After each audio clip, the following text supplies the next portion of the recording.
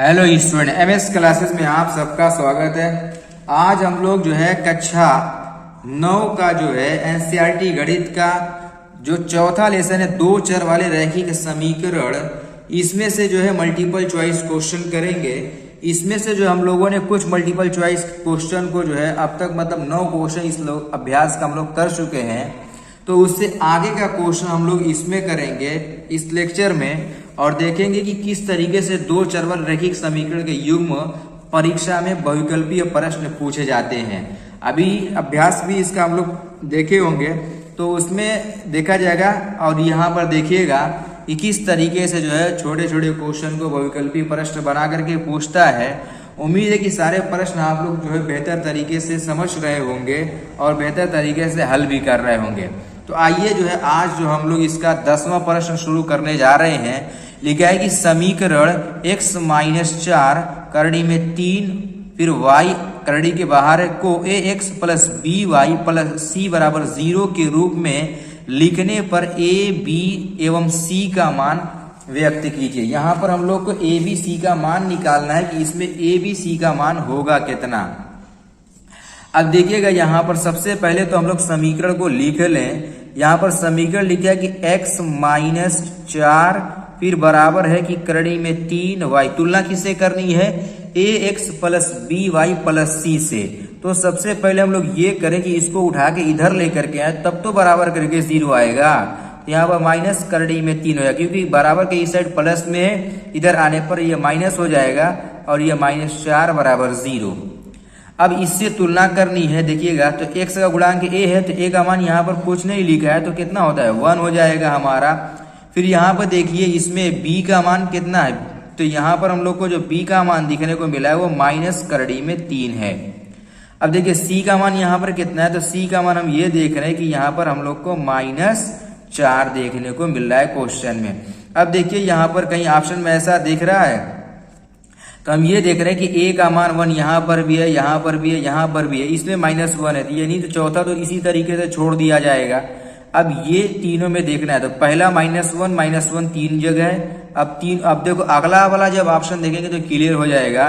B वाला लिखा है माइनस करड़ी में 3, तो बी का मान यहाँ पर माइनस करड़ी में 3 है, यहाँ पर माइनस करड़ी में 3 है। अब ये दोनों में से कोई एक सही होगा, तो सी वाला जब हम लोग मिलाएंगे तो पता चलेगा। सी का मान देखिए यहाँ पर -4 लिखा हुआ है, तो यहाँ जो इसका ऑप्शन सही हो जाएगा 10वें का, वो तीसरा वाला, क्योंकि इसमें हमारा माइनस का चिन्ह लगा हुआ है, यहाँ पर जो है माइनस का चिन्ह लगा हुआ है। इस तरीके से सी वाला इसका थर्ड वाला जो है इसका ऑप्शन सही हो जाएगा। अब देखिएगा क्वेश्चन संख्या जो 11 दिया हुआ है, लिखा हुआ है कि एक नोटबुक की कीमत एक कलम की कीमत से दोगुनी है। इस कथन को निरूपित करने के लिए दो चर वाला एक रैखिक समीकरण होगा। क्वेश्चन कह रहा है कोई नोटबुक है जिसकी कीमत जो है कलम की कीमत की दोगुनी है, इसका जो हम लोग को क्या करना है, रैखिक समीकरण बनाना है। मान लिया अगर हमने कि जो नोटबुक की कीमत है वो x है और कलम की कीमत y है, तो हम लोग को इसमें समीकरण प्राप्त करना है। तो फिर क्वेश्चन ये कह रहा है नोटबुक की कीमत कलम की कीमत के दोगुनी है, तो यहाँ पर हम लोग क्या करेंगे, 2 से गुणा कर देंगे। तब जब इसको पक्षांतर करेंगे तो हम लोग क्या मिल जाएगा कि x माइनस 2y, इस साइड लेकर के आएंगे तो x माइनस 2y बराबर हम लोग को मिल जाएगा 0। तो इसका कौन सा ऑप्शन सही हो जाएगा, तो हम लोग ये देख रहे हैं कि जो इसका पहला वाला ऑप्शन है, यही इसका पहला वाला ऑप्शन ही हमारा सही दिख रहा है। तो 11वें का पहला वाला ऑप्शन सही हो जाएगा। अब देखिएगा प्रश्न संख्या 12 लिखा हुआ है कि इसी पर हम लोग देखेंगे। लिखा है कि y बराबर 3x प्लस 5 के लिए कौन सा विकल्प सही है। y बराबर 3x प्लस 5 के लिए कौन सा विकल्प सही है, प्रश्न संख्या 12। तो यहाँ पर देखिए, अब कोई भी अगर दो चर का रैखिक समीकरण अगर होता है तो सीधे कुछ सोचना नहीं है, सीधे सीधे जो है अपरिमित रूप से वो अनेक हल होता है, कुछ नहीं उसमें दिमाग नहीं लगाना है, सीधे सीधे अपरिमित रूप से अनेक हल, यानी इसका तीसरा वाला ऑप्शन में हम लोग को अपरिमित रूप से अनेक हल देखने को मिल रहा है। अब देखिएगा इसका जो है 13वां प्रश्न लिखा हुआ है, जब x बराबर 2 फिर y बराबर 1 तो समीकरण 2x प्लस 3y बराबर k में k का मान होगा। अब इसमें x और y का मान दिया है, क्वेश्चन कह रहा है k का मान निकालिए। तो जो समीकरण यहाँ पर दिया हुआ है इसी समीकरण में हम लोग क्या करेंगे कि मान रख देंगे। यहाँ पर रहेगा 2 गुणे 2, फिर यहाँ पर प्लस ये 2 कहाँ से रख दिया, x की जगह पर 2 यहाँ से रखा गया। फिर इसके बाद यहाँ पर 3 है, फिर y का मान यहाँ पर 1 है तो 3 गुणे 1 कर देंगे बराबर k। ये हो जाएगा 2 दूनी 4 प्लस 3 बराबर हो जाएगा हमारा k। 4 3 कितना आएगा 7, यानी k का जो मान हम लोग को मिल रहा है वो कितना मिल रहा है, वो 7 मिल रहा है। अब देखिए कहीं ऑप्शन में दिख रहा है, हम ये देख रहे हैं k का मान 7, यानी यहाँ पर जो इसका तीसरा वाला ऑप्शन है ये k का मान 7 दिख रहा है। इस तरीके से जो इसके सभी क्वेश्चन को हम लोग हल कर लेंगे। अब देखिए 14वां वाला प्रश्न लिखा है कि निम्न हलों में कौन समीकरण 2x प्लस y बराबर 8 का हल है। अब इसमें करना क्या है कि बारी बारी सारे प्रश्नों को जो हम लोग यहाँ पर रख करके चेक करेंगे कि कौन सा इसमें सही हो रहा है कि नहीं हो रहा है। अब देखिए जब यहाँ पर x का मान 2 रख रहे हैं हम लोग तो कितना आएगा 2 गुणे 2, फिर y का मान कितना है 3, तो यहाँ पर 3 बराबर 8। तो यहाँ पर देखकर 2 दूनी कितना आएगा 4 प्लस 3 बराबर 8, जो कि असत्य 7 हो जाएगा, गलत है। ये वाला रख करके देख रहे हैं, देखिए यहाँ पर रहेगा कि 2 गुणे 3 फिर प्लस y का मान कितना है 2 है तो 2 रख देंगे। फिर यहाँ पर बराबर 8 है। अब देखो 2 तिहाई 6 प्लस 2 बराबर 8, यहाँ पर देख रहे हैं कि ये 8 बराबर 8 हो गया, यानी इसका जो ऑप्शन हम लोग को मिल रहा है हल करने के बाद वो देख रहे हैं कि दूसरा वाला ऑप्शन हम लोग को इसमें सही मिल जा रहा है। इस तरीके से जो है, इसी तरीके से देखिए यहाँ पर 15वां जो प्रश्न दिया हुआ है कुछ इसी प्रकार से दिया हुआ है। लिखा है कि निम्न हलों में कौन समीकरण x बराबर 4y का हल है।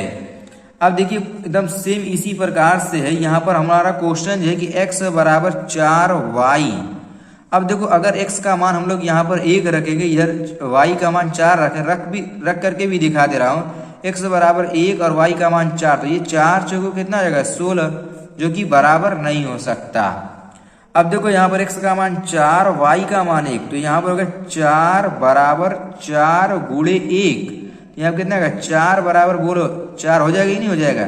यानी हम लोग ये देख रहे हैं कि इसमें जो ऑप्शन सही हो रहा है वो दूसरा वाला ऑप्शन हम लोग को सही हो जा रहा है। किसमें 15वें में दूसरा ऑप्शन हम लोग को राइट मिल जा रहा है। इसी तरीके से जो है हम लोग देखेंगे इसका अगला प्रश्न की प्रश्न संख्या 15 हो गया। 16वां वाला देखेंगे। 16वें क्वेश्चन में लिखा है कि निम्न हलों में कौन समीकरण x माइनस 2y बराबर 4 का हल है।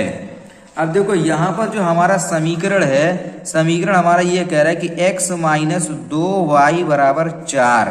इसमें हल का मतलब देखो ये जो पहला वाला होता है वो x का होता है, दूसरा वाला y का मान होता है। अब यही मान रख करके हम लोग को चेक करना है कि इसमें कौन सा सत्य है। अब देखिए यहाँ पर अगर 0 की रखने की बात करें तो 0 वाला तो हो नहीं सकता। क्यों?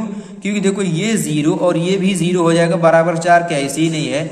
हम लोग इसको हल करके देखते हैं। देखो जब यहाँ पर 0 रखेंगे ये माइनस 2 गुणे 4 बराबर 4, ये माइनस 8 बराबर हम लोग को 4 मिल रहा है, ये भी सत्य नहीं है। अब इसके बाद हम लोग क्या कर रहे हैं, देखिए यहाँ पर कि 4 और 0 रख ले रहे हैं, तो यहाँ पर कितना होगा 4 माइनस 2 गुणे 0 बराबर 4, तो यहाँ कितना आएगा 4 बराबर 4 हम लोग को मिल जाएगा। क्योंकि 2 का जब 0 में गुणा करेंगे ये 0 हो जाएगा। यानी ये कौन से ऑप्शन पर हम लोग को सही मिल गया, 4 और 0 रखें, यानी तीसरा वाला ऑप्शन 16वें का कौन सा हो गया हमारा, तीसरा वाला ऑप्शन रखने पर हम लोग को सही आंसर प्राप्त हुआ। इसी तरीके से प्रश्न संख्या 17 देखेंगे। 17वां प्रश्न लिखा हुआ है कि निम्न हलों में कौन समीकरण का हल है। और समीकरण क्या है हमारा कि x प्लस 2y बराबर 4, ये हमारा समीकरण है। क्वेश्चन कह रहा है कि ये हल दिया हुआ नीचे, इसमें से कौन इसमें का हल है। अब देखो हम लोग यहाँ पर जो है हल करके भी चेक करेंगे। हमारा जो समीकरण है वो ये है कि x प्लस 2y बराबर 4। अब यहां से हम लोग मान रखेंगे, देखिए x का मान कितना रखना है 2, तो यहाँ पर 2 रखना है 2, फिर प्लस y का मान कितना रखना है 1, तो 2 गुणे 1 हो जाएगा बराबर 4।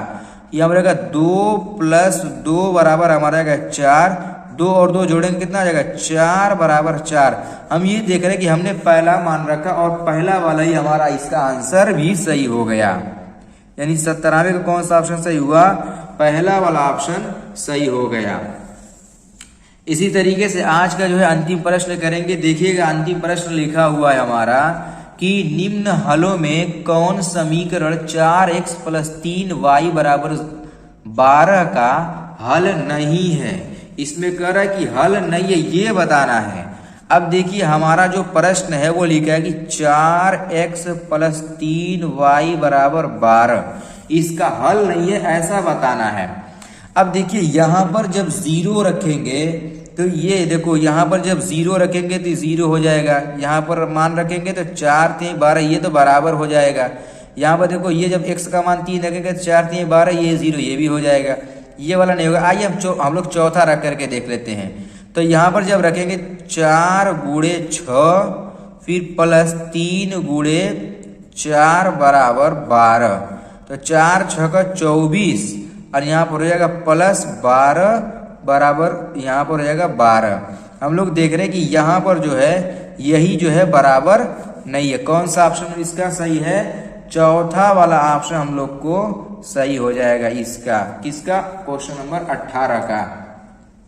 इस तरीके से जो है हम लोग इसका बहुविकल्पीय प्रश्न को इसी तरीके से जो है हम लोग हल करते हैं और ऐसे ही सारा प्रश्न हम लोग धीरे धीरे एक एक करके सारा प्रश्न इस अभ्यास का हल कर लेंगे। उम्मीद है कि आप लोग को सभी क्वेश्चन जो है बेहतर तरीके से समझ में आ रहा होगा और आप लोग जो है परीक्षा के हिसाब से सारे प्रश्न बेहतर तरीके से कर भी रहे होंगे।